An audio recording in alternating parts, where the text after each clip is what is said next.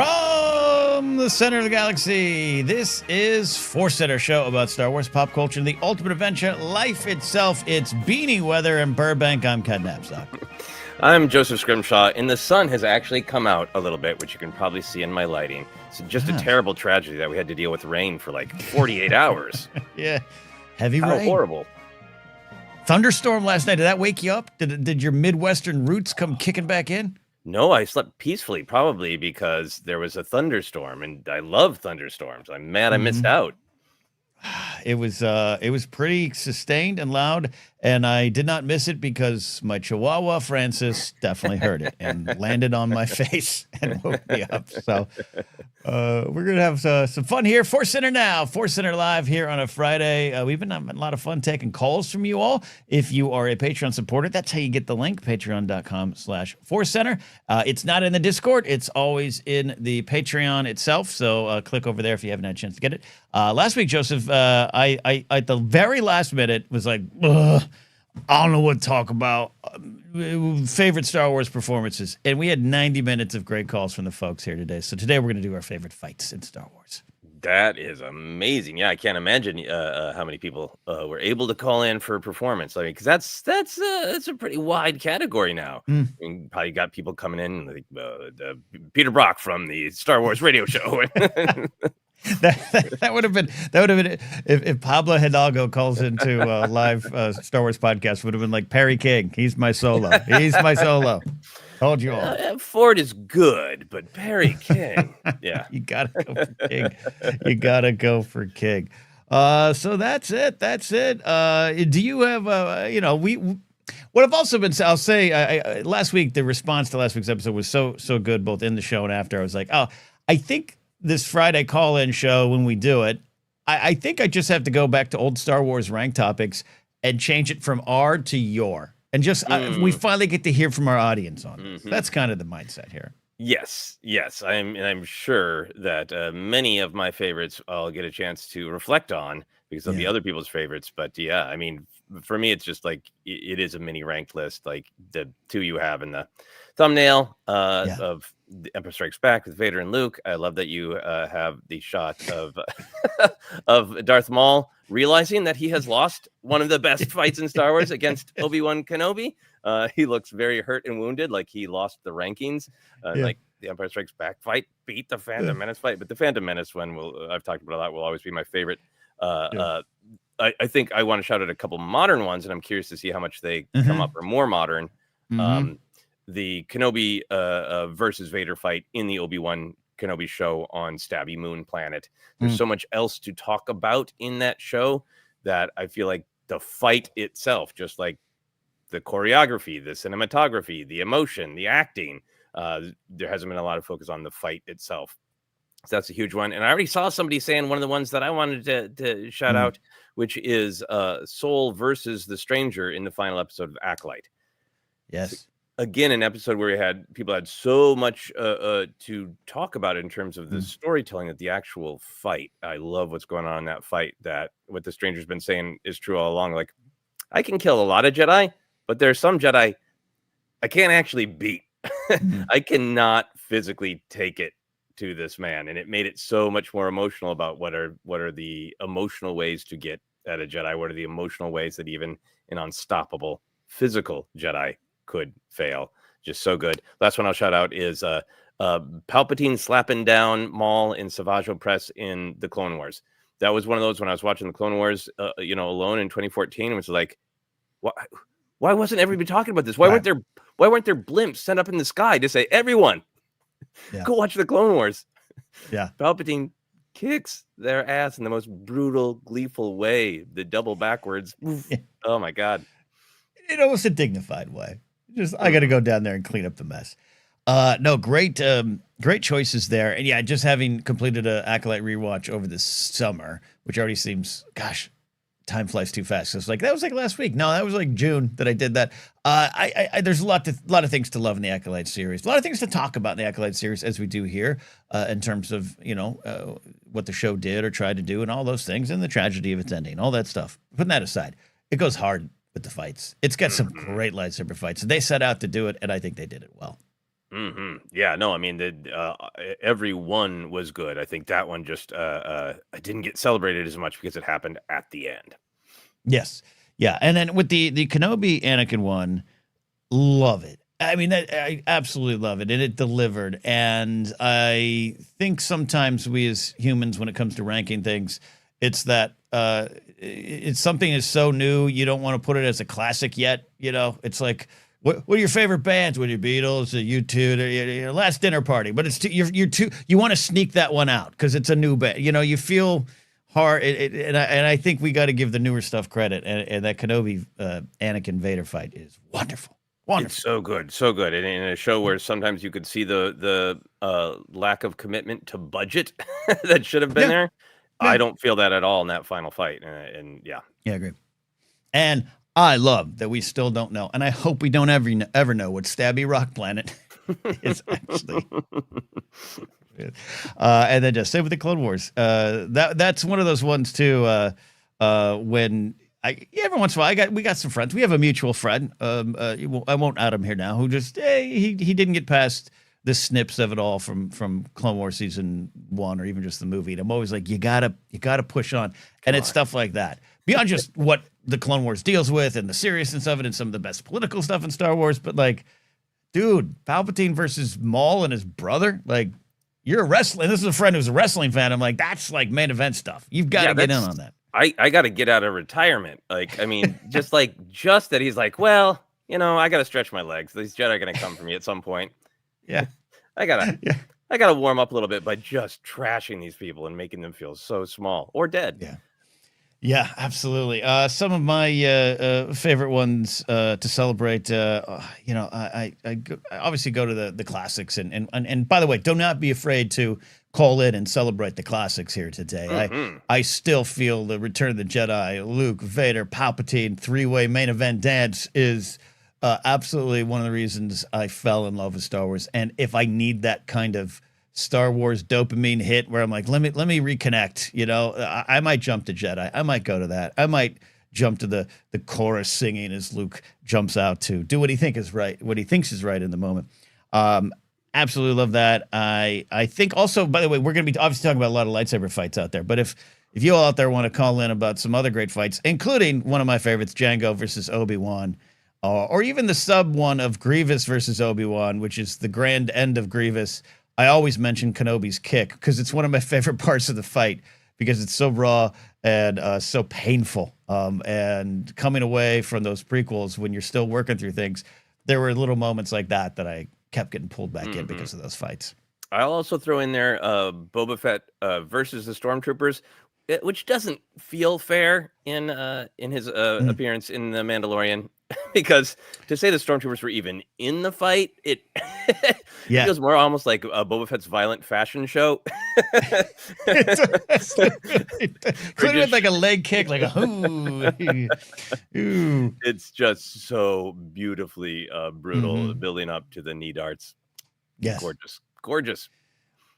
God, you know what I love about that too? You and I have been talking Star Wars with Jen for so long. That we know each other and we know what we will like. And, you know, that weirdo being the singer you dreamed of was one of those moments. I just remember at home watching that Boba Fett. I was like, God damn it. They listened to Joseph on those knee darts. They highlighted those knee darts. My Boba Fett action figure is still posed with his knee up on my coffee table. Love it. Well, let's dive on in here. We're going to be here for about another hour, so get your calls in. And as I've said before, if you do not want your camera on or you're not in a position to have your camera, just make sure your camera is off down there in the queue on StreamYard. But if I see your face, that means you are invited to hang out in this place like Aaron Moats coming in first, coming in hot with his face. Look at that face. And is that an Oriole cap? Okay, as a Yankee fan, I'll allow it. Aaron, how are you? It absolutely is. Can you guys hear me? We can hear you wonderfully. All right. I promise not to bring up Richie Garcia any more than just now. So it's fair. It's fair. All right. So I understand that a lot of people are going to be bringing up a bunch of the lightsaber fights, and some of those are my favorites as well. But I just wanted to highlight one that I find aesthetically my favorite, the one that I like to watch over and over again. And that's Cassian Andor and Cyril Karn. Mm. I 'Cause just when favored I- it from David McKay. Yes, Cassian versus Cyril. Because when I like to see a fight, I like to see people down in the muck and the mire. Mhm. You know, I like Rowdy Roddy Piper and Keith David, and They Live. Right. I like Brienne and Hound in the fourth season of Game Yep. of Thrones. Yep. So give me Cassian Andor and Cyril Karn all day. Is Yeah. it? Do you like it that those fights are a little bit closer to realism? I'm not going to call them realism, Yes. but they're a little bit closer to like that's you. Hey, you don't just walk away if you get your face shoved into a wall. You are stunned, Absolutely. and it makes a painful cracking sound. Yep. I've been in one fight in my life, and I walked away. You know, Yeah. I walked away, but it was you're a not, winner then. Exactly. I've never really been drawn to like the aesthetic of Errol Flynn, swashbuckling, and so Mhm. sometimes the fights in some of the prequels I'm not as much of a fan of. I I get you. appreciate them, but just the way they look is not, a lot of times the way I like to see a fight. Yeah. But yeah, that's what I like to see. I like to see two people just beating the crap out of each other. What did you feel during the Cyril and Karn fight? Was there like an emotional component to it? Like, were you obviously you weren't worried for Andor, or maybe you were. Logically, he's gonna be okay because he's gonna die later. But did you feel it in your gut? Yeah, well, yes, I guess I want on some level to feel what the characters are feeling. Like when, Cyril, or I'm sorry, I guess it's Cassian when he hits him over the head with that bottle, or when Cyril kicks him in the face and then throws him up against the wall. I want to feel that the characters themselves are really getting hurt. That there is something in this that only one of the two is walking away, and they both know it in the moment. And sometimes when a fight, when I'm watching on screen, isn't that visceral, to me, maybe it just feels like the stakes are a little lower, that both characters don't have the understanding that, hey, there's only one of us walking out of this. Yeah, and I think it adds to what's going on with Cassian, obviously the fear of being discovered or the fear of being killed, but like just this tornado out of nowhere that needs me to die right now and will do it with his effing hands. Yeah. Exactly. It's a little bit why I love Kenobi kicking Grievous, because handled wrong, that wouldn't affect Kenobi, but instead it's like, son of a, why did I? But it's survival, and it's a real fight at that point for me. I get you, Aaron. By the way, I'm taking notes here, and you might be a dirty fighter in a bar fight. I want you on my side. I said I was in one fight in my life, middle school. I got pushed up against the teacher's desk. Oh no! I tripped the dude who hit me. He fell on the floor. I grabbed one of those old school overhead projectors and just threw it down on top of him. And then the teacher got around from the other side of the desk and was able to grab a hold of me and pull me back. So now it's all making sense, Aaron, and I love it. And weirdly, I don't like watching MMA. That just doesn't do it for me. You've got some class. You got some dignity. Yeah, absolutely. I don't know how you're going to celebrate America's 250th birthday then, but you'll be good. Aaron, I think that's a great answer. I really, really appreciate you sharing that with me. One more quick thing before I go. 2 weeks ago, you had a caller, Chris, that called, and the three of you were talking about how you just wanted to know more about people who like the Yuuzhan Vong. Well, I'm nice. Yeah. Okay. I'll give you 15 seconds to sell us. Sure. First off, all of your all's criticisms, absolutely on point. The reason they're there is so the Jedi have just something different to interact with, that don't interact the same way with the Force. Is it a little more nuanced in the story? It is, but essentially they're just there so that the Force, the Jedi don't have that to rely upon in that. To me, I enjoyed seeing an obstacle for the Jedi that up to that point that was different from any other that they had gone up against before. Yeah. I'm not telling anyone that they need to read the new Jedi Order series. I like it. It's my favorite story from Legends. I like some stories in canon a lot more. It's my favorite Legends story. But I just like the fact that there was some different antagonist, that the Jedi didn't have any concept of how we deal with this. The way we have dealt with stuff before, we're going to have to try to find a new way to deal with this one. Yeah. Yeah, I can see how it's a totally different perspective if you've been reading the new Jedi Order series and you are enmeshed in that world and those characters, and then those characters are facing a new threat and you've been walking the path with them. That's real different than just, I read this on Wikipedia and I don't like it. So yeah, I think it's a great. But again, all your all's criticisms about it, believe me, I have plenty of criticisms about Legends too. They're spot on. I still like it. Look, well said. The only problem is, Aaron, you did go over the 15 seconds, so you don't win. You don't win the round. There's no point. There's no point. No, throw a film projector on you, Ken. Let him win. Let him win. That's true. Yeah. Aaron, appreciate you calling in, buddy. Thank you very much. All right. Well said. That's our ForceCenter audience to a T, Joseph. We're gonna have spirited discussions, but we're gonna have valid points and respect on both sides, unless it's about candy corn. Then it's just gloves off. I'm pro candy corn and candy corn droids. Let's do it. We got some calls lined up. We got a lot lined up today. Love it. Maddie, Jedi, James, Cameron, Eli, and this call coming in from Jacob, who is camera ready and ready to go. Jacob, how are you doing, my friend? Thanks for calling in. I'm doing great. My eggnog is spiked. My cup is a little less fancy than Joseph's, but you know. Love it. Love it. Just spiked with some good old-fashioned rum, whiskey, all of it. What do you got? It's the captain. Oh, Captain and Eggnog. There you go. Nice. Well, welcome to the holidays. Absolutely. Indeed. Yeah. What's your favorite fight?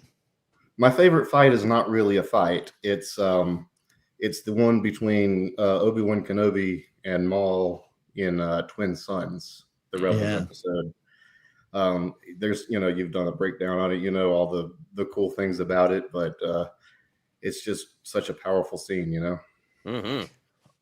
I wonder, Aaron better answer in the chat. That's kind of up his alley of a quick, brutal, realistic fight, which is what Flood was going for. Yeah, I absolutely, we have said a lot that we had to break down, but it's just powerful, right, Jacob? It's so emotional. Yeah, absolutely. You just from the visuals of it too, the Obi-Wan changing his stance to sort of match his old master, and Maul trying the same trick and then failing. Did you, when you were watching it for the first time, were you expecting a longer fight? Were you expecting an epic fight? What was your gut reaction when watching it the first time? So unfortunately, I didn't watch Rebels as it was airing. I felt like I was too old for it at the time, and then came back to it when I realized I wasn't. So I had already been spoiled about that scene. I had seen it on YouTube or something beforehand, but it's still a powerful moment. Yeah, no, absolutely. And it's a key moment for me. I think one of the reasons I'm a little obsessed with that fight is it's one of those moments in my maturation as a Star Wars fan, even as the gray started coming to my beard, of like, I did have those expectations, Joseph, and I know we talked about it before, but at the time it was like, yeah, okay, if we're going to do this, let's do this. And then just to see it play out and then understand the art and what was presented, and to even hear Filoni a little bit, just kind of going, yeah, this is where I went with it. It was one of the first times I stopped complaining or stopped holding everything up to my own expectations and just engaged with what was there, and was profoundly moved by it. So that's why I love the fight too. Yeah, I think for me, one of the things I love about it is I think the way I interpret lightsaber fights is they are like a chess match, that there are moves and counter moves and intuition within all those learned arts. And I think this is one of the battles that shows that the fight is very mental. It's a mental game. And I think it also just shows Kenobi's just focused on, I have no interest in fighting. What's my goal and how do I end it as quickly as possible? I don't want to hurt him, but he just threatened Luke, and I can't allow that. So what's the fastest way to that? And I think it retroactively makes me love the original lightsaber fight in Star Wars, now called A New Hope, even more, because I think, you know, there's those, you know, fan videos where it's an epic knockdown, knock the 55-year-old man on his ass fights. Yes. But to me, it's like, it's a chess game, and Obi-Wan's buying time. That's all he's doing. And the logic of who Obi-Wan Kenobi is as a fighter in that Rebels episode, I think really matches what he's doing in the first film. Yeah, indeed. Well said. Well said. Jacob, great answer there. A lot of people say you have a house party going on behind you because you just look so holiday party chill. Can you confirm or deny that? I cannot confirm or deny. Awesome. Jake, thanks for calling in. Any final points on your favorite fights?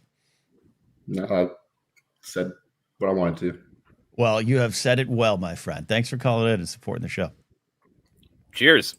Cheers. Cheers. Jake McCullen, I loved it. That is he's getting ahead of me. I'm gonna go down to a street festival in Burbank tonight. You should come out, Joseph. I might pour an eggnog into a cup and walk around warming myself up. There we go. Who else we got? Let's see. Let's do an audio call here. Get that set up here. And then let's bring in Maddie. I do believe it's our buddy Maddie calling in from the UK, which means it's almost past his bedtime. Let's see if he's ready. Maddie, are you there? Can you hear me? Can you unmute? Are you alive? Are you at an Oasis concert? Maddie, come in. I'm not at an Oasis concert, but Okay. in the words of Count Dooku, I've been looking forward to this. Is that your answer? Is that your fight? No. But when I saw that this was going to be the topic of the stream, I was like, finally, like I can put my background in MMA, mixed martial arts, into an actual, before it became a playground for billionaires and right-wing politicians. Yeah. I think everyone knows Maddie Gunner as a frontman of the band Mourner, but you are a trained MMA fighter and have been fighting and coaching for years. So you might have some special takes here in the fights. Indeed. What are some of your favorite fights? Oh, I do. I actually just want to expand on Chris's last point about the twin sons. Joseph, you were 100% right in that fighting is predominantly a mental game. It's a look of the eyes. It's if I make one wrong move and you capitalize it, you're done. But the twin sons episode really reminded me of, I don't know if you guys have seen the Kurosawa film Sanjuro. I have not. It's over so fast, but it carries so much emotional and thematic weight to it. It's literally like the samurai version of an old Western duel where it's like first one to pull out the gun. That's it. Is that the what Filoni may have referenced that one specifically when talking about this fight, if I recall, but it's been a while. Other people are mentioning Seven Samurai. Okay. I trust that the specific one Maddie's talking about is the one, but I think there's just that ethos in the samurai of like, it's not about showy, it's about getting the first strike in. Yeah, and this one's literally over in one strike, but the build up to it is so intense that it's just like, all right, who's going to pull first? And then Shiro Mifune's character Shinjiro pulls first, and then you just see the blood come spurting out, and it's awesome. Said like a true MMA fighter. What are some of your favorite fights, Maddie? I'm going to give you my absolute favorite one, and I'm going to give you a hot take that's going to make a lot of people on Instagram very angry at me. I'm going to call it Obi-Wan versus Maul round 2, which is after the energy field comes down, and Obi-Wan he gives in emotionally and just goes for the kill. I'm sorry, I forget the first caller's name, but like for me, fights, I don't want showy, I don't want twirly. I want two guys who are going style for style, go for the kill. Like I want raw, I want emotion, I want to see two guys actually, like you said, only one person's going to be coming out of this alive. Whether a little pro wrestling strong style is what I'm hearing from you, Maddie. Yeah, pretty much. I love this. That we're talking Phantom Menace, right? So the people that I know who don't like it because they think it looks like dance, not fighting. And I'm like, they're using forms, they're looking for weaknesses, but within that, Kenobi comes in off the ropes as much as you possibly can. It's literally he has that bounce up and goes into him with a hunch back. It's there's so much emotion into it, and these are two people who know these fighting forms and are trying to break through one another. You know, that little when they have that little, they come at each other and then they spin off and they both have that little pose for just a second, and people don't like it because it looks dancey, and like it's a form. They know their form. Anyway. And those people clearly haven't watched like old school, like Shaolin movies, like My Style versus Your Style. First one to make a mistake loses. And then they have that moment where they spin off and they're kind of like looking at each other. And it's kind of like like say in a fight, like a MMA or a bar fight, whatever, and you crack someone good. There's that moment of, all right, you got me. Where do we go from here? But the thing that I love about it most is that Maul in this does what all great fighters in history, Muhammad Ali, John Jones, what they've all done is they've made their opponents fight their fight.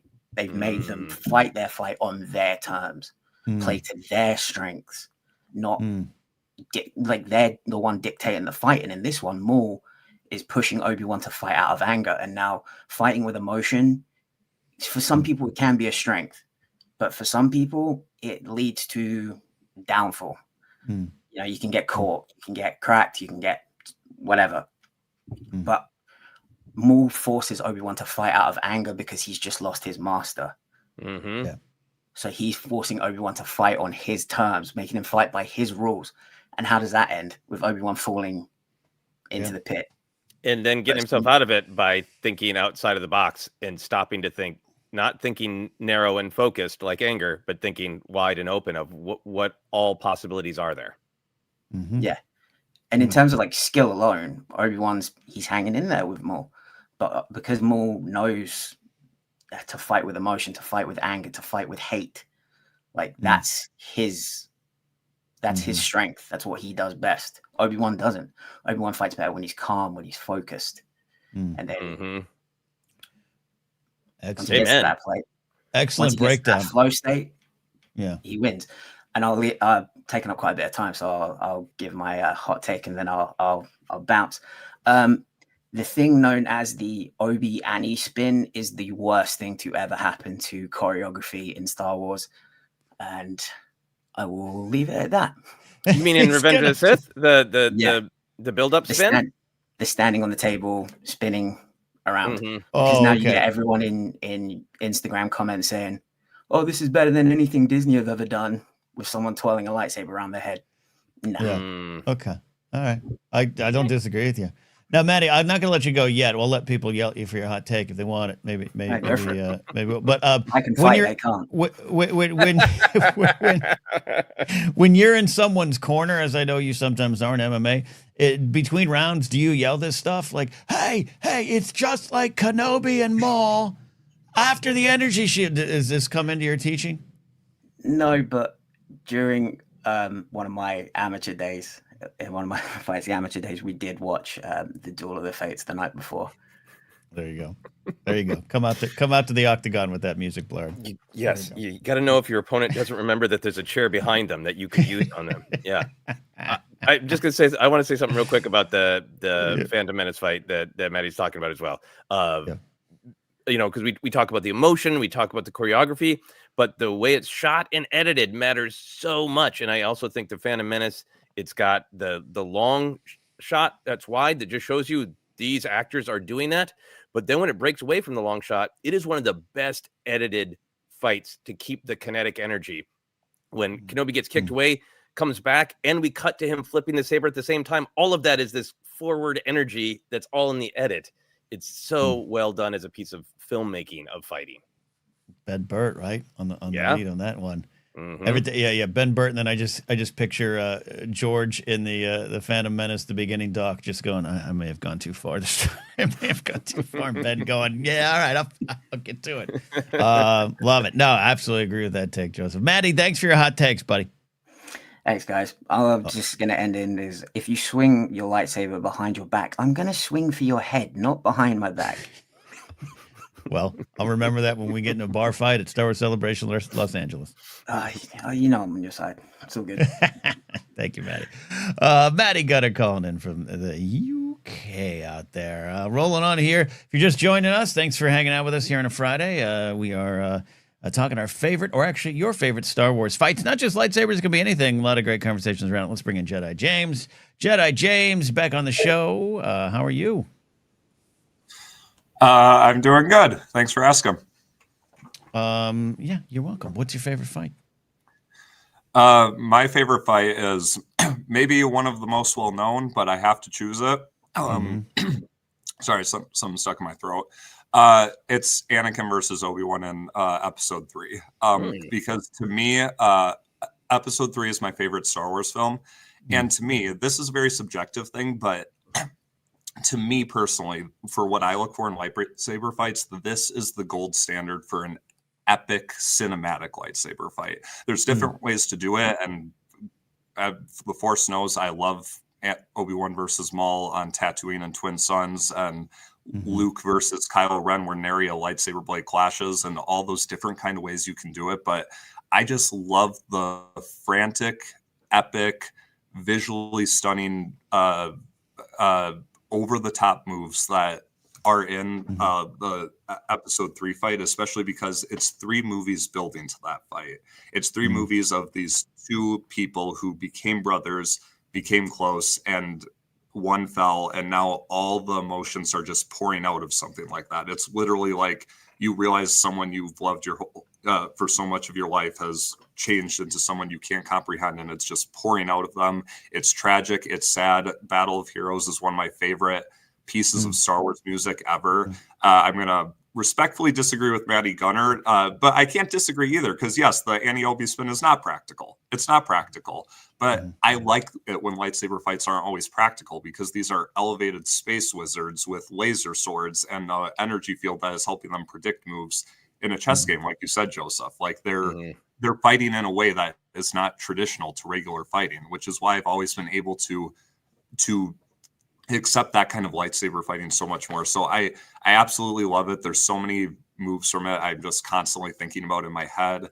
I love how fierce, how intense it is. I love how, Joseph, you pointed out, Obi-Wan's always on the defensive, and Anakin's just keep pushing them into worse and worse situations until they're literally on platforms with lava all around them, and a poor old droid just trying to figure out its job, and Mustafarin's kind of like, what are these guys doing?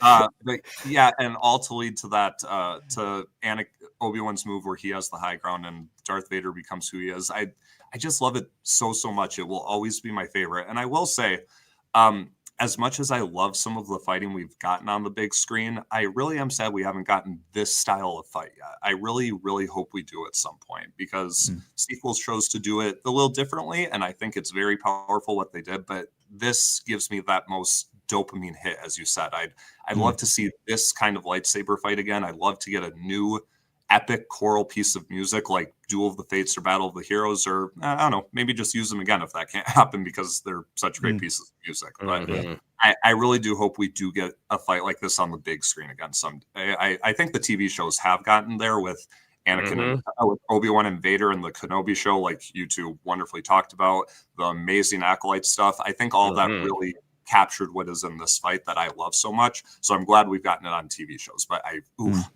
I really hope we get this on the big screen again, because I love this kind of fighting so much. And this, and if you can find the right tone, the right maybe tragic situation, because this is a tragic fight, all of that, the right choreographer, I'm really hopeful. But for now, Anakin versus Obi-Wan, Episode 3, always going to be my favorite lightsaber fight.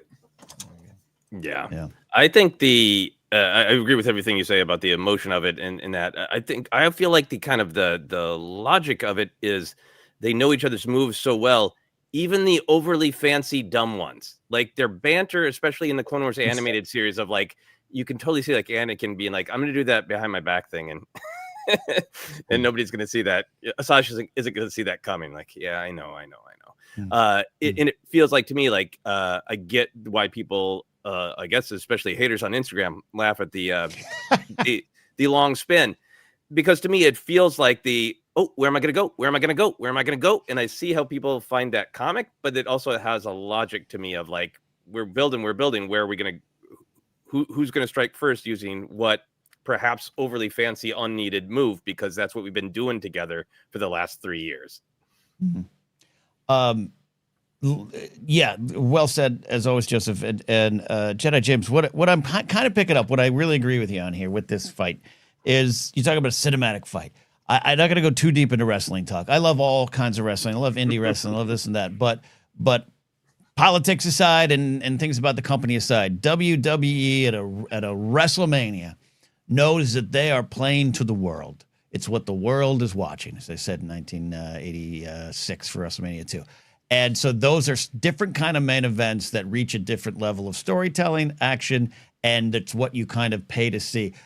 The episode 3 fight is that. There's other ways to do it that we love. Clearly, I'm with Aaron. Let's get some blood. I love Twin Sons. I think that's realistic. But in a theater, at the end of this, and I think the sequel trilogy hits some of those points. I think you agree with that too, but it's just in a different way. But I think, am I right, Jedi James? This is a main event, and it plays as a main event. I totally right, Ken. Totally right. I haven't watched any of that stuff, I will say, but you're explaining perfectly that I have to agree. I have to agree. You are right. It is the main event. And like I said, subjective for everyone. There are some people who are going to be like, not for me. It's what I grew up with. And it was what a lightsaber fight could become for me. Mm-hmm. Thank you, Jedi James. Appreciate that. I think a lot of people wanted Revenge of the Sith represented, and you did a great job, sir. Mm-hmm. I will do what I must. Hey, on that note, that is well said. And there's so many different styles, and we are blessed to have 50 years of different kind of approaches and style, but all working towards the same goal. You know? Mm-hmm. Absolutely.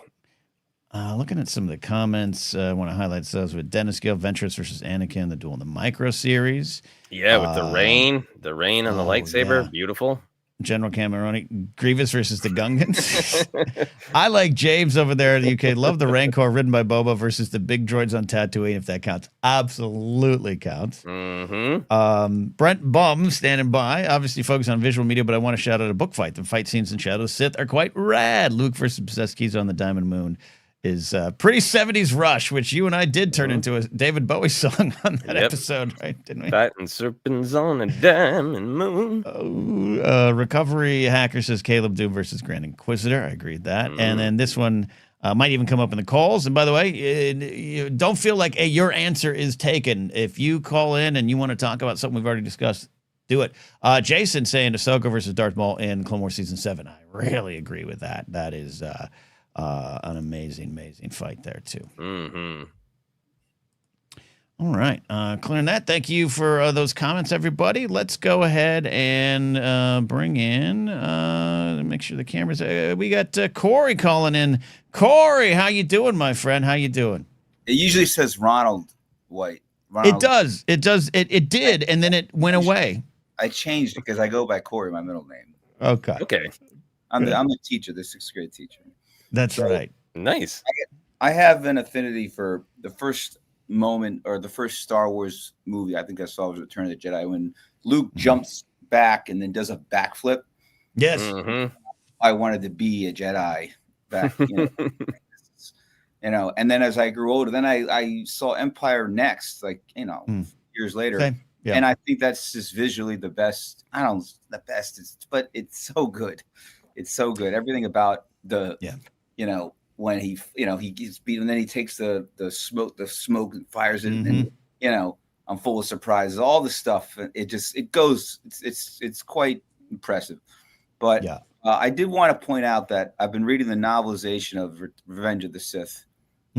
As of and the descriptions of Obi-Wan using the Force to unlock the metal thing in the guy and using that little jump move effectively. If you read the book, that's the best fight. Look at the descriptions and all that. And of course it's great, but the books are always great. So spoken like a great educator there, Corey. I have the Matthew Stover annotated version on my shelf. I'm going to try to find some time to poke through it. I might just skip to that fight and read it. Yeah, I mean, he does it twice. He does it with Grievous and he does it with Anakin. Just plugs the thing. But what do you think about Return of the Jedi and Empire? Can you compare them? Yeah, I mean, I think Empire is the winner for me, but that's partially because, you know, I saw Empire and then I had 3 years to dream of the next fight being even bigger. And that's not the point of that fight. I think the fight in Return of the Jedi has got incredibly cool moments in it, but it's shot it's about the emotion of it. And I think I'll just always have an affinity for Empire because, you know, I saw it so young that I fell into the same trap that Luke did of like, oh, he's going to kick his ass now. The good guy's going to kick the bad guy's ass. And like, run up those stairs. Good night, late, your saber. Be cocky, kick his ass. And like, you know, to then get older and realize, oh, we're watching Luke make mistake after mistake. Yeah. It still looks cool. Like, he's aggressive. He's the one who goes up to the stairs. I'm so surprised. Cinematically, you have to go with Empire because of that. He's waiting for him on the top of the steps. So beautiful. And it's so dramatic. And then, you know, I mean, he's got to beat, and then perhaps the Empire overestimated Europe, you know. And then when he jumps out of that carbon freezing thing, like jumps up, you know, and impressive. I mean, it's just, you know, I mean, it goes back and forth. It's such a wonderful little sequence to the show. Even in class, I like to show it. The edits are so good too, cutting in and out of it, cutting on Vader slicing the equipment, cutting on Luke getting the saber back in his hand after the trick, and then it's so good. Yeah, it's a crowd pleaser. Yeah, as a Jedi kid, like same kind of experience as you, like seeing that first, going back and seeing the others. Like, I'm always kind of drawn to the Jedi fight, and it's Luke in the black outfit and the green blade, but in that backflip. Like, I try to do that on the playground. Thank God not too much, you know, but like it was one of those, like, I wish I you know, we all wanted to be ninjas or Jedi about 1983 or 84. And it's like I wanted to be either Storm Shadow, Snake Eyes, or Luke. But the Empire is kind of, I think, the one that sets the standard for everything still going forward. I still kind of probably subconsciously compare it to it. The stuff you talk about, Joseph, with the editing, and Corey with the shots. And also in an episode where we've celebrated some of the brutality in fights, I think even Aaron and Maddie would agree the Empire fight has some of the lasting images of brutality. I was haunted as a young kid by Luke flailing at flying pieces of building. And even stuff with Vader, talk about the steam, or when Vader gets hit on the shoulder. Some of my there's New Hope's what, and then there's him and Empire doing the it is kind of brutal in its own way, and I think that's why it should be celebrated. Yeah, and it's the first time you see Vader vulnerable. He goes, you know, like that's the first time no one's ever touched this guy, and now Luke does it. And then it's like almost two sequences, because then they go out on the platform, which is such a great, you know, and then the line comes out of "I am your father," but just he hits him once on the shoulder, and you're like, wow, he's going good. He might win, you know, and then the hand goes off, and so it's everything. Well, Corey, I think it's right to celebrate it. What under what context do you show it in class? Oh, I find reasons to show it no matter what. It comes down to, okay, we're going to go, how does the mood change? And I'll go, all right, so this is, okay, what kind of mood is shifting now? And I'll just put on an Andor scene you know, for suspense. And anything I can do to get a Star Wars thing on. And then now they're like, Andor. That's like easy. It's ridiculously easy to bring them up and say, we're going to, you know, watch a little clip of something that's going to relate to the lesson. And the girls are there. It's great. Corey, you're changing lives. You're building the future. I would have gladly been in your class. Maybe I still will. Maybe I'll show up. Appreciate it. Thanks for calling in, buddy. All right. Have a good one. Take it easy. There we go. Daryl said something that I think you'll like, Joseph. I've always been a fan of the Obi-Wan. Then Anakin versus Dooku fight and Attack the Clones, and went a bit artsy with the lighting, and I love Dooku's teasing of Obi-Wan. It is an artsy fight for an artsy Sith. Yeah, no, I mean it definitely is different stylistically from Phantom Menace. Obviously you got Kyle Rowling there doing some of the work for Christopher Lee, but I love how much they made use of Christopher Lee, and how much Christopher Lee does play it like a chess game, and he's like really the chess master, just like, okay, what are your moves? Those are pathetic. And I will easily cut you down. But yeah, the lighting is great, and Anakin getting in there for just a second there when he's got the double blades. Yeah.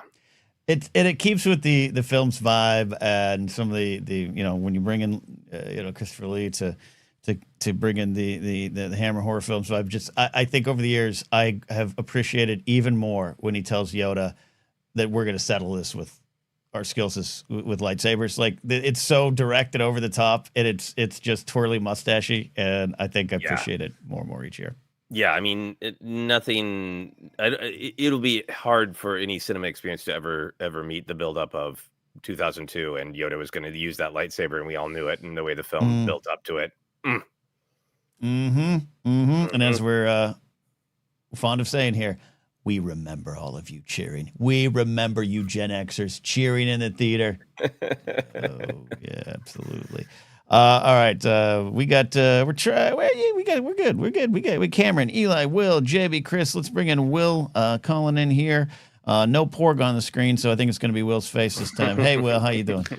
How's it going? Did my mic on? Yeah, we see you. Yeah, you're okay. good. You're good. Good deal. Good deal. Well, I have my submission, but then Matty Gunner got me thinking about all kinds of things.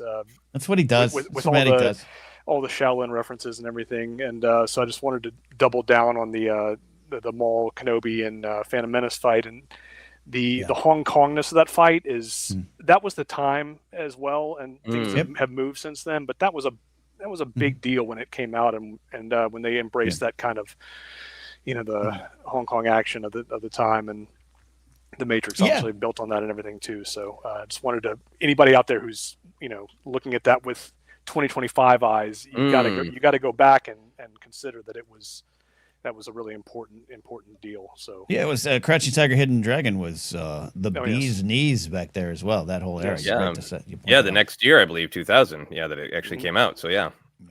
And so I will not stand for anti-Hong Kong action. Also, I have my Toshiro Mifune shirt on. So nice. I was prepared for that Sanjuro sequence that he was talking about too. Is if you haven't seen Sanjuro, it's a great movie anyway. But that sequence is spot on. It's the pause that he was describing is really drawn out, and it's good stuff. So love that. Good samurai things. So all that aside. And all the martial artness aside, I want to go Young Jedi Adventures. Ooh, okay. Yes. So the trailer for the third season came out a few days ago, and the Discord's we've been having a good time watching that. And I know that show doesn't. It's not high on the hierarchy of things that Star Wars fans want to watch because of the age that it skews for.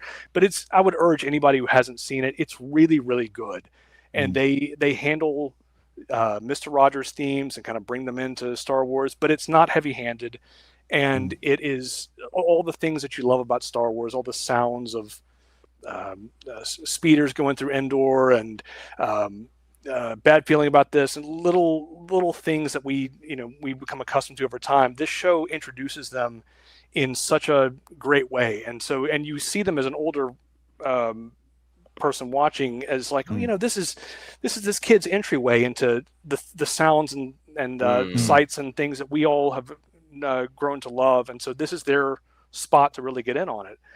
And the episode I wanted to highlight is season 2, episode 12. I had to write it down. It's called Unmasked, and our hero Kai Brightstar gets thrust into a room with Tabor, the bad guy, and it's very much a Dark Mirror, Ray Cave, Luke, I feel the conflict within you, let go your hate sort of moment with Vader. And they don't actually fight. They just have their lightsabers out, but they just have a good talking to, because he has realized that the bad guy is his friend. And so there's like the themes of just like, what do you do when a friend of yours has gone down a path with, in our world, drugs or when you just see that they're failing in life. And so it brings that concept in, and he's talking about like, well, I can't be friends with you and be friends with the pirate bad guy that you become. And the guy's like, well, I can be both. I can do both things. And all this is happening in the dark. And he's essentially like, you got to choose who you're going to be. You can't be a hero at home and then put on a mask and go out there and lie and cheat and steal. And of course, I'm listening to this like, well, There it is. I mean, any modern world equivalents about that? So the show is not a throwaway. It's just like that kind of stuff is in there. And, I keep pounding the drum in the Discord that half of the internet needs to be watching the show and taking vigorous notes with, how to treat people. And just, it's really, really good. And so I know that's not a big epic blastery one, but I wanted just to let everyone know they should be watching Young Jedi Adventure. It's only 3 seasons and it's really, really good. I'm going to catch up. I caught a lot of season 1 and really did enjoy it. So you make I think I watched all of season 1, but I haven't got caught up. Oh man, the stakes get higher. Good. They work in a little of that Harry Potter model of kind of bridging up as the age is increasing, and it works really well. So nice. There you go. Valuable lessons in there. Maddie says it's important to know when to choose violence and when to avoid it. Maddie's still trying to learn the lesson, but the rest of us, we're trying to get there too. If I can give one more to you about Maddie's point. As a fellow fighter, and mine is weaponry first and then empty hands second, but with jiu-jitsu it's the same way.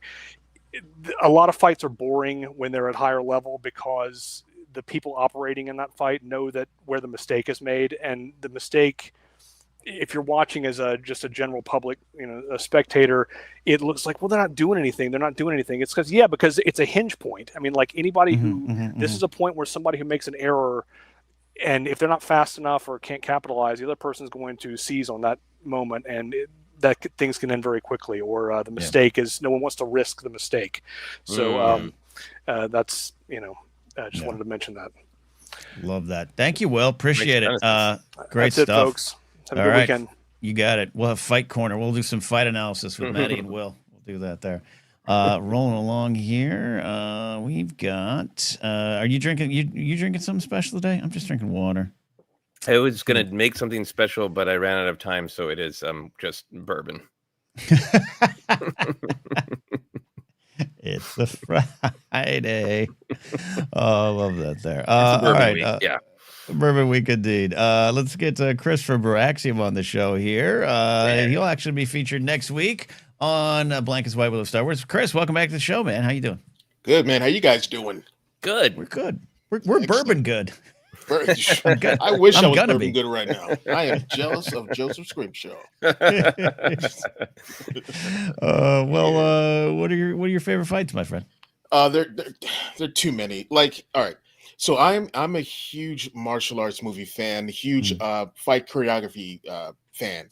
Okay. Camera angles, the cuts, the intention behind the characters, do they match the moves that they're doing in the fight scenes and that sort of thing.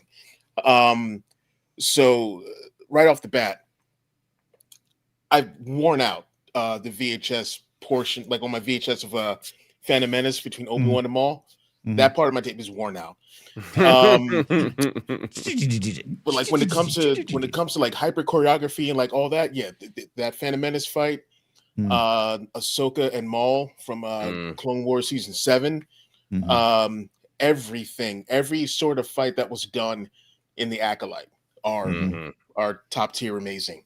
When it comes down to like character weight and purpose and just like all the emotional weight behind it, still for me nothing tops Empire and Jedi. They to me like they are and that's probably just because those are ones, of course, like we grew up with. Sure. And it just like it holds a special place. But and granted, like some of the moves are kind of, from looking on it now, like from a choreography standpoint, it's like some of the stuff's a little sloppy, and those two fights in particular hold like a tremendous weight. Do you have a preference between the two, the Empire versus Jedi? We're making you choose. You have to choose. Only Sith and ForceCenter deal in absolutes. You don't have to have a preference. I think I get more of a charge from the fight on the Death Star. I feel you. No, I get that. Yeah.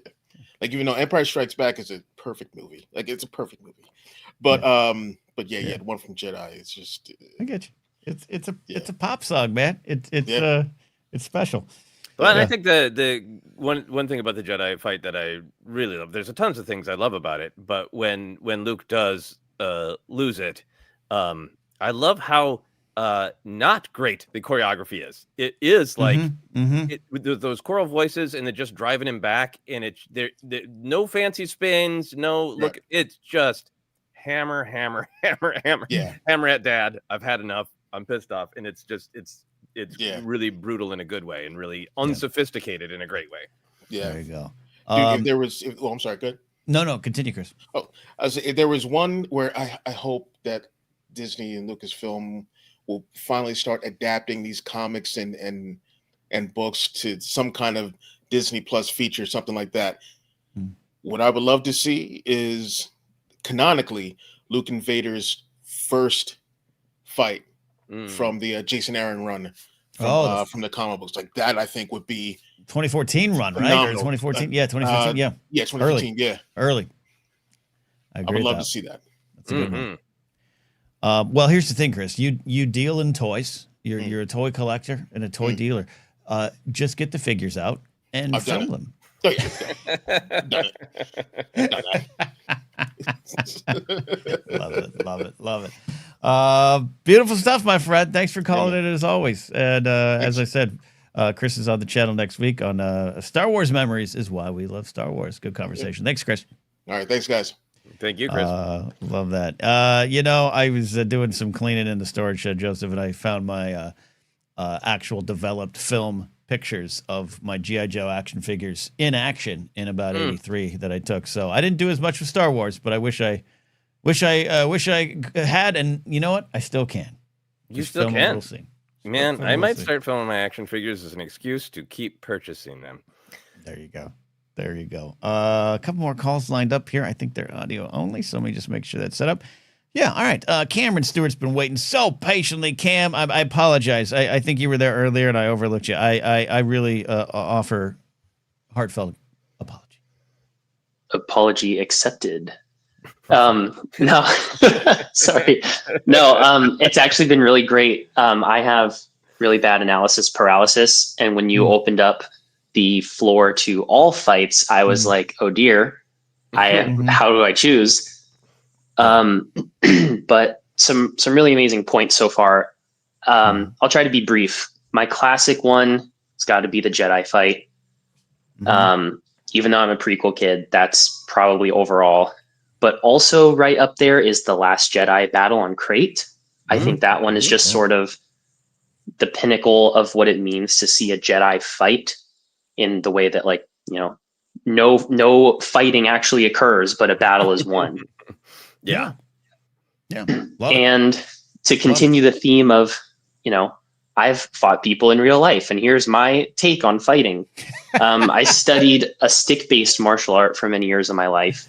Okay. And on top of the many things to love about Baylan Skoll, the way that he fights so surgically, like with very straight moves. I do love a good twirly, flashy fight. I think kind of connecting that to some of the dance and art of it, I think that also makes sense. A lot of martial arts also are literally like a performance and a dance, but something about the way that he places his saber and strikes in very straight and precise ways reminds me of ways that I have, you know, sparred people, because when you're holding, it's a little different than a saber, right? But when you're holding like an actual big stick, you can twirl it, and sometimes we would have fun with it and do some fancy moves, but you block very straight and you move at sharp angles because that's like the most efficient use of your energy. Seeing him fight in a new style with like a lot of strength behind it and kind of a way I was like, oh, this is like the way that I would swing a big stick around. Was pretty cool. And yeah, love the character, love lots of those fights in the Ahsoka show, but his style specifically was very appealing to me. Yeah, I think it matched what he was doing to Ahsoka emotionally. It was just kind of like trying to overwhelm her emotionally and just push her back. Exactly. Less of an exchange. His was less of an exchange of, you know, emotions and ideas through the clashing, and more of, I'm here to fight and I'll defend myself, and then I will try to subdue you. He wasn't about all that sort of in between. Yes. No, I agree, and as we move on with that character, and unfortunately, of course, the loss of Ray Stevenson hangs over it, but Rory McCann knows his way around a big broadsword, right? So we're gonna have some fun with that.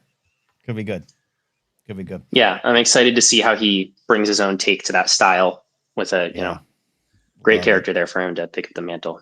Thanks, Ken. Amaranth pointed out, we have so many fighters in ForceCenter. I didn't know the ForceCenter Fight Club could start today. We've learned a lot. We've learned a lot.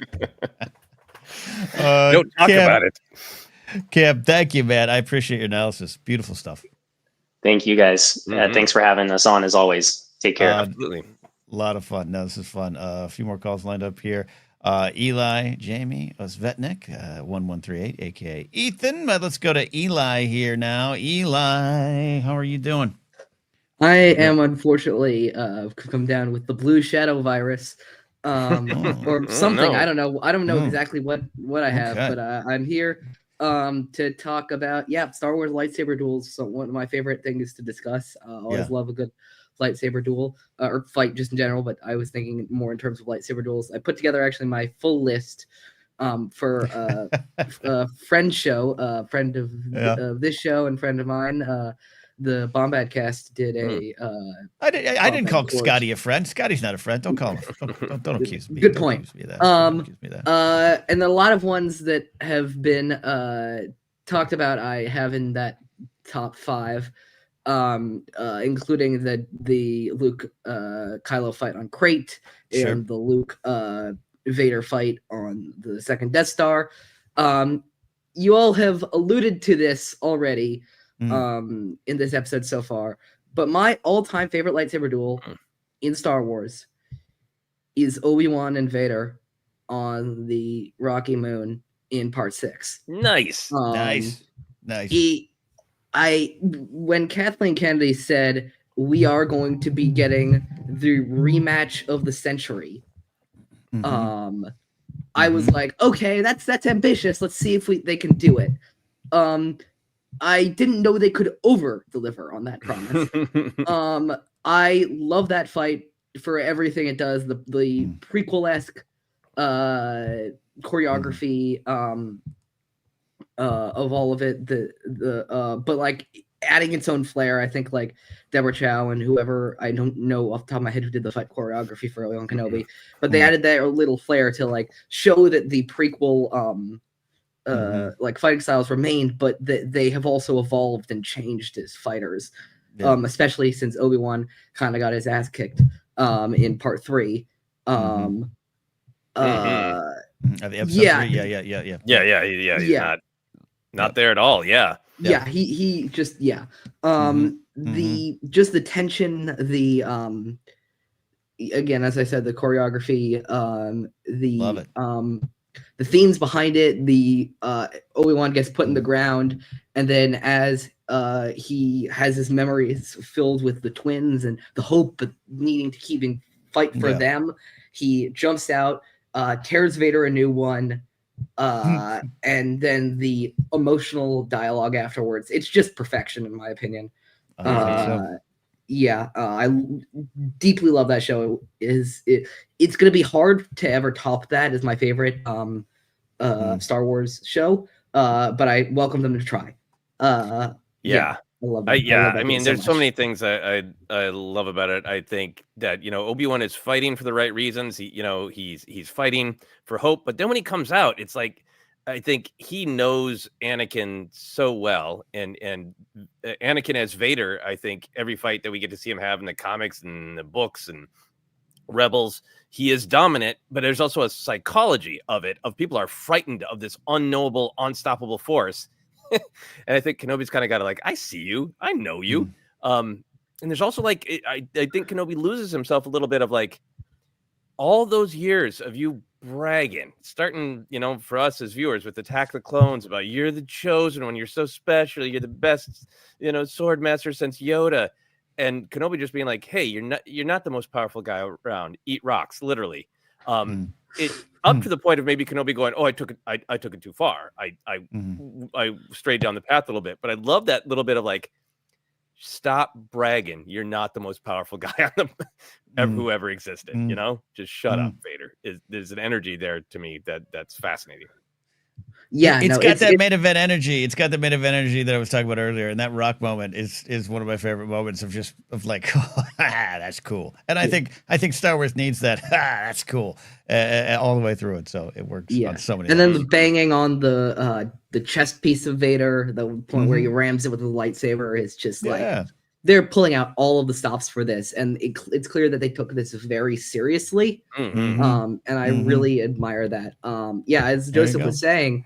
Like Vader's like rule by intimidation of like you have to slow them psychologically down to your level. I was seeing that as for my show we were just watching Rebels of like they're suddenly the speed of the fighters against Vader, even if they're faster than him, are lowered to the speed of Vader because they're just so scared. And Obi-Wan takes one look at him and goes, Anakin. I deeply love that. Love it. Man, fantastic. Eli, great answer, great explanation, man. Good list. You have a good list. Thank you. All right, get better, buddy. Thanks. Eli called it. Love it. Someone also who highlighted that. We got Hodga. Darth Vader running rings around Reva was a great sequence as well. I absolutely agree with that. Yeah, brutal. Amaranth highlighting Rey and Kylo / maybe Ben versus Praetorian Guards, especially when played opposite Led Zeppelin songs. Always good. And trying to clear out some of the comment ones. Oh, Eli said this. He's Oscar-winning director Barry Jenkins decided the Yoda Dooku fight is a formative film memory. Wow, that's really cool. That makes sense. I think we're all good on the comments. Just clearing those. One fight. Will McLean did highlight the Stranger versus Everybody in the Forest. Yeah. One fight that hasn't been included yet that I wanted to talk about is one of my favorite Star Wars fights. It's Han and Leia in the hallways in Hoth. I thought you were going to bring that one up. If all fights count. All fights count indeed. You could use a good kiss. Thank you, James, for that super chat earlier in the show. I think I'd missed that there, so appreciate that. All right, couple calls left here, and then I can start drinking. I mean, no, go take my dog for a walk. Jamie B calling in the show, audio only. Jamie, how are you, my friend? Doing good. Thanks, gentlemen. Can you hear me? Loud and clear, sir. All right, awesome.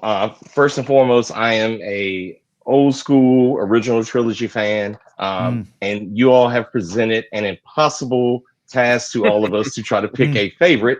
But you can't lose when you're picking Star Wars battles. So I'm going to try to make mine quick. Everyone's really sniped me on all the ones I like, but I had just two that I really wanted to bring attention to, and that's with Tales of the Jedi. Yaddle and Dooku. It's an amazing battle. It's the words, the words that are exchanged, the emotion in it. It really resonated with me just watching it the first time. It's definitely one of those episodes that I go back and watch over and over. I can never get enough of it. And the other one I wanted to highlight, it's kind of in the vein of the Twin Sons episode, and that's the other Tales of the Jedi with Ahsoka versus the Inquisitor, and that's the Resolve episode. The poise that she showed, and just the ability to center herself. It really kind of brought me back to that Twin Sons episode just to see that, you know what, I'm not effing around. I'm going to take care of my business, and I'm not happy about doing it, but I must do what must be done. So, those two really stuck out to me, and I really enjoyed them. Yeah, that Ahsoka one's a great call in Tales of the Jedi, because there's also just such great emotional energy of I've been hiding myself, and this is who I really am.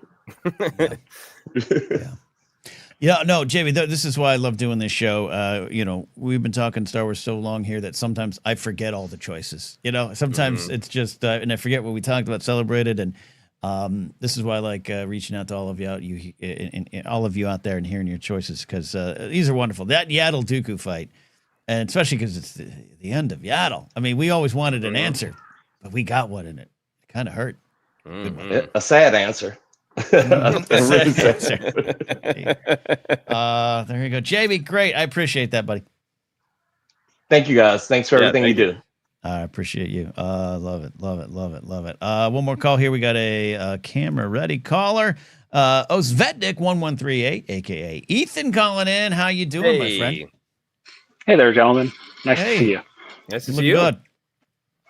All right, let's hear it. So I know you guys are probably wanting to wrap up, so I'm going to make it quick. So, so I had called in specifically to talk about the Stranger and his fights in the Acolyte, and then I've got an honorable mention. Gotcha.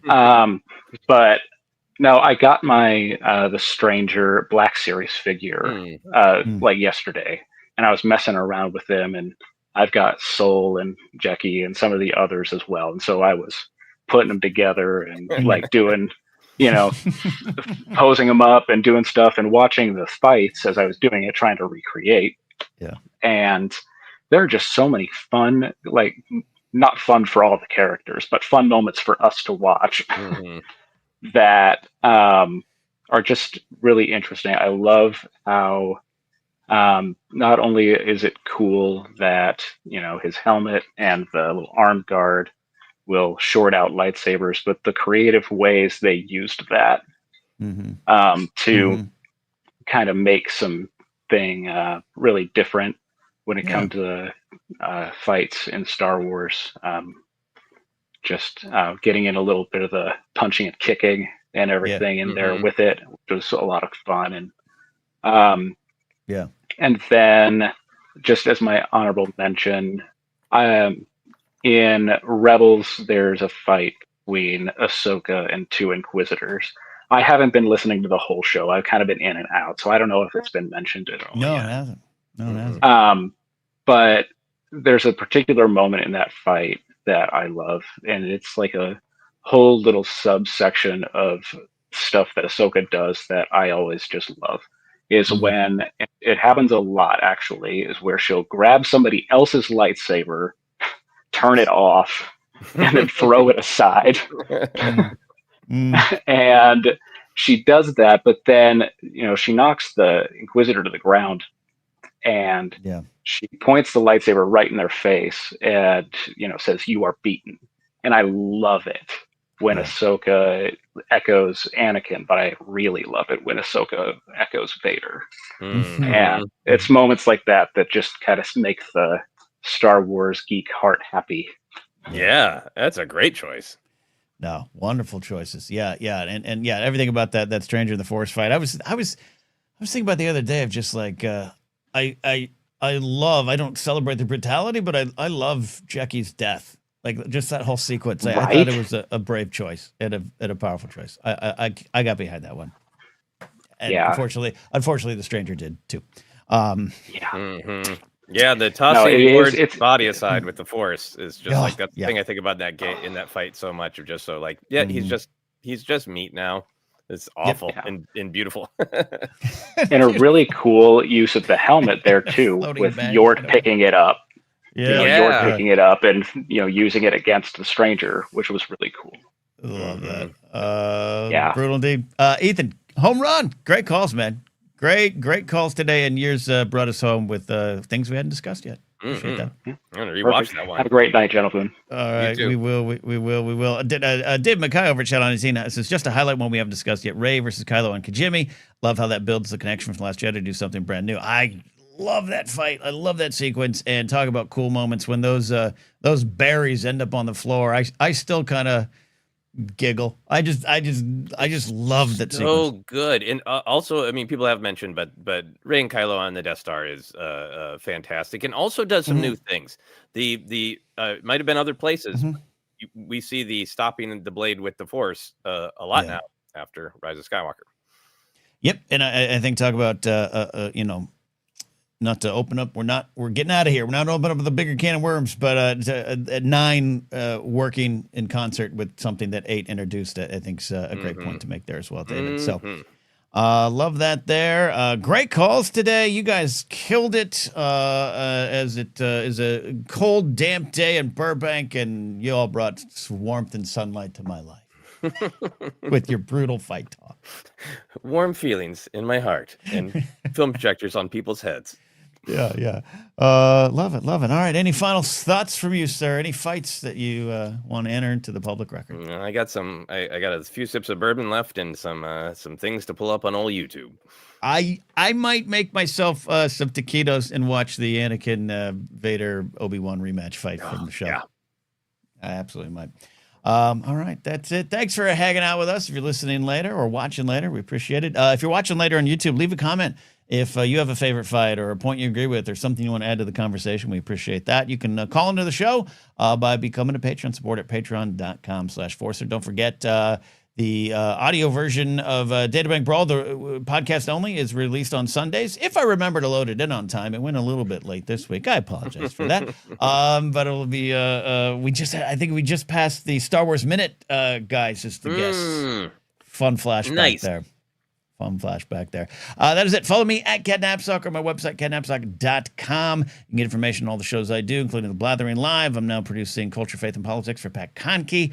Check out that show on Tuesdays if you like some culture, faith, and politics. And also here, ForceCenter with Joseph and Jennifer. Joseph, want to take us home with what you got going on?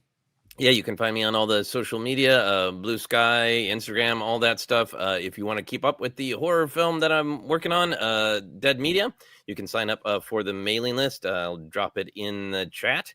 And thank you for everybody who has been so supportive of the film.